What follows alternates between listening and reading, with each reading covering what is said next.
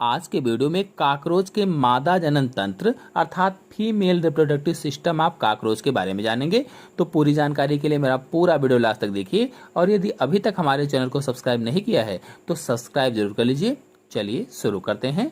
तो मादा जनन तंत्र के अंतर्गत एक जोड़ी अंडाशय अथवा ओवरीज आती हैं, एक जोड़ी अंडवाहिनियां अथवा ओविडक्ट्स आती हैं, गर्भाशय, योनि, एक जोड़ी शुक्रग्राहिकाएं, एक जोड़ी कोलेट्रियल ग्रंथियां आती हैं, एक जोड़ी स्पर्मेटिकी तथा बाह्य जननांग आते हैं।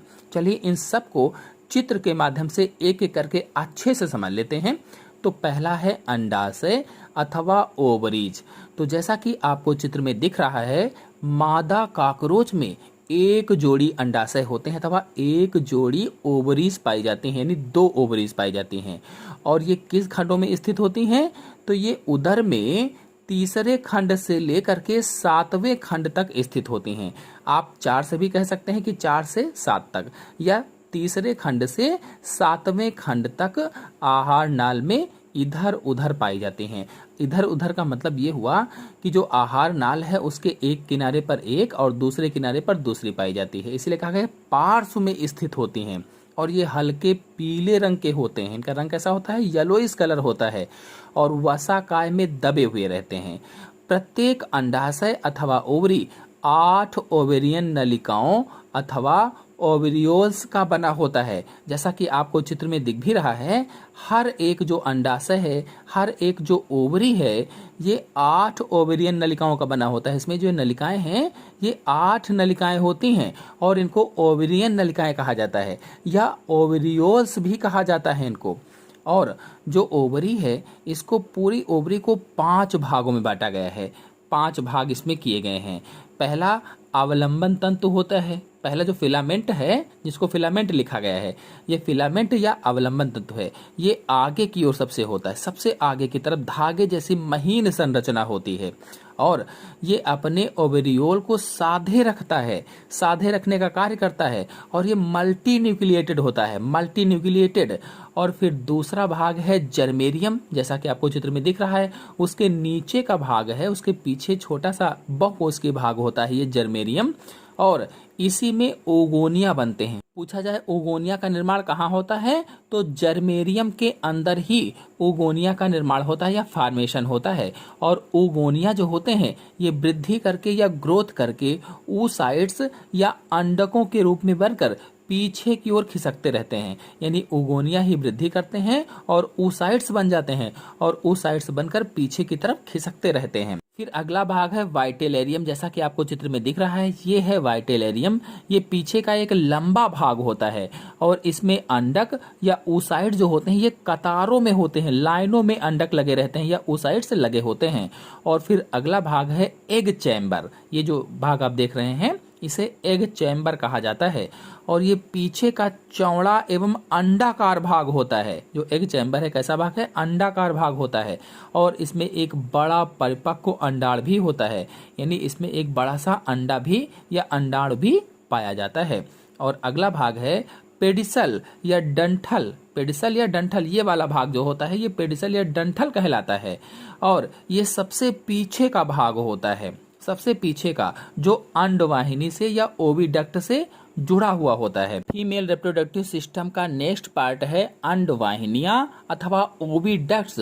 तो प्रत्येक ओर के 8 ओवेरियोल, जो 8 ओवेरियोल्स हैं, ये 8 ओवेरियोल्स अपनी तरफ की अंडवाहिनी अथवा ओविडक्ट में खुलते हैं, या कह लीजिए कि जो एग चैम्बर है ये जहां पर मिलते हैं इसे ही अंडवाहिनी या ओविडक्ट कहा जाता है। तो यह छोटी किंतु चौड़ी नलिका होती है। जो ओविडक्ट है या अंडवाहिनी है छोटी होती है लेकिन चौड़ी नलिका होती है और इसकी दीवार मस्कुलर होती है, पेशीय होती है। और दोनों तरफ की जो अंडवाहिनियां हैं ये 7वें खंड में मध्य रेखा पर योनि में खुलती हैं। यानी दोनों जो अंडवाहिनियां हैं जहां पर मिलती हैं, इस मिलने के स्थान को कॉमन ओविडक्ट कहा जाता है। कॉमन ओविडक्ट अथवा कॉमन ओविडक्ट को आप योनि या वेजिना भी कह सकते हैं। यानी जहां पर दोनों अंडवाहिनियां मिल रही हैं उसे कॉमन ओविडक्ट अथवा वेजिना भी आप कह सकते हैं। और इसे सामान्य अंडवाहिनी भी कहा जाता है, क्योंकि कॉमन ओविडक्ट इसका नाम है, इसलिए हिंदी में सामान्य अंडवाहिनी भी आप कह सकते हैं। योनि मादा जनन छिद्र के द्वारा जनन वेश्म में खुलता है। जो योनि है ये मादा जनन छिद्र के द्वारा जनन वेश्म यानी जेनाइटल चैम्बर में खुलता है, और मादा जनन छिद्र 8वें उदर खंड के स्टर्नम पर एक पतली दरार के रूप में होता है। फिर अगला है जनन वेश्म अथवा जेनाइटल चैम्बर। तो जो जेनाइटल चैम्बर है या जनन वेश्म है, इसका पिछला भाग ऊथीकल चैम्बर कहलाता है। जो उसके पीछे का भाग है, उस पीछे के भाग को ऊथीकल चैम्बर कहा जाता है। और इसी कक्ष में, यानी किस कक्ष में, तो जेनाइटल चैम्बर में या इसी कक्ष में, चाहे कक्ष कहो चाहे चैम्बर कहो, तो इसमें अंडों के चारों ओर अंड कवच या ऊथिका का निर्माण होता है। जो अंडे होते हैं उसके चारों तरफ कवच बनता है, या उसी कवच को ऊथिका कहा जाता है, तो इसका निर्माण होता है। फिर फीमेल रिप्रोडक्टिव सिस्टम का नेक्स्ट पार्ट है गोनापोफिसिस। तो जनन वेश्म जो है या जेनाइटल चैम्बर जो है, जैसा कि आपको चित्र में दिख रहा है, ये जो जेनाइटल चैम्बर है इसमें मादा जनन छिद्र के चारों ओर 3 जोड़ी काइटिन के बने गोनापोफिसिस होते हैं, 3 जोड़ी। और ये जनन छिद्र के पश्च एवं पृष्ठ तल पर ओविपोजिटर का कार्य करते हैं। किसका? ओविपोजिटर का कार्य करते हैं। और निषेचन के बाद अंडों को ऊथीकल चैम्बर में पहुंचाते हैं। जैसे ही निषेचन हो जाता है, तो निषेचन होने के बाद में जो अंडे होते हैं उसको ऊथीकल चैम्बर में पहुंचा देते हैं। फिर अगला पार्ट है शुक्रग्राहिका। जो शुक्रग्राहिकाएं हैं इन्हें स्पर्मेटिकी कहा जाता है या स्पर्मेटिका कहा जाता है। और शुक्रग्राहिका इसका इसलिए नाम पड़ा क्योंकि ये शुक्राणुओं को ग्रहण करती हैं। यानी जो स्पर्मेटिका है ये शुक्राणुओं को स्टोर करके रखती है, स्पर्म को स्टोर करके रखती है, इसीलिए इसको शुक्रग्राहिका कहा गया है। तो शुक्रग्राहिकाएं एक जोड़ी सफेद व मुगदर के आकार की संरचनाएं होती हैं। जैसे मुगदर होता है वैसी ही संरचनाएं होती हैं, मुगदर जैसी और सफेद सी होती हैं।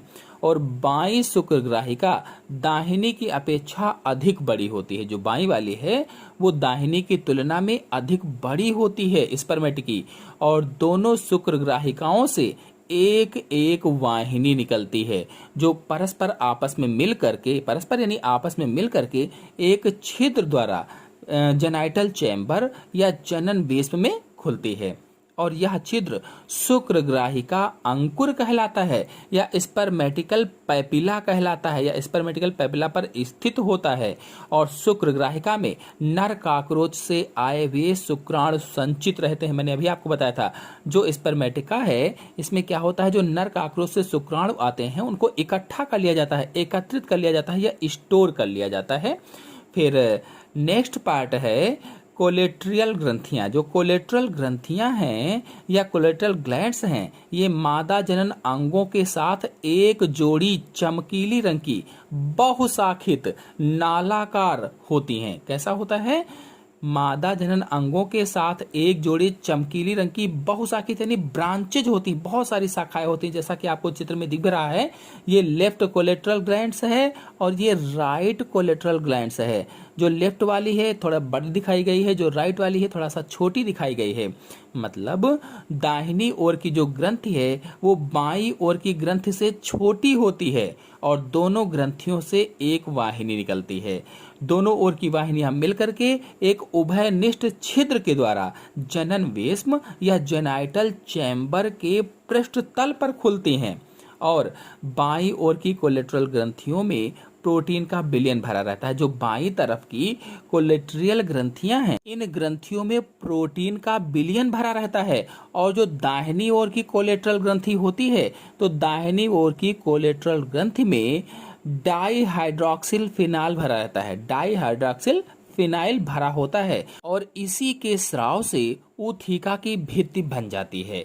अब मादा जननांगों की कार्यकी को समझ लेते हैं, अर्थात physiology of female reproductive organs को जान लेते हैं।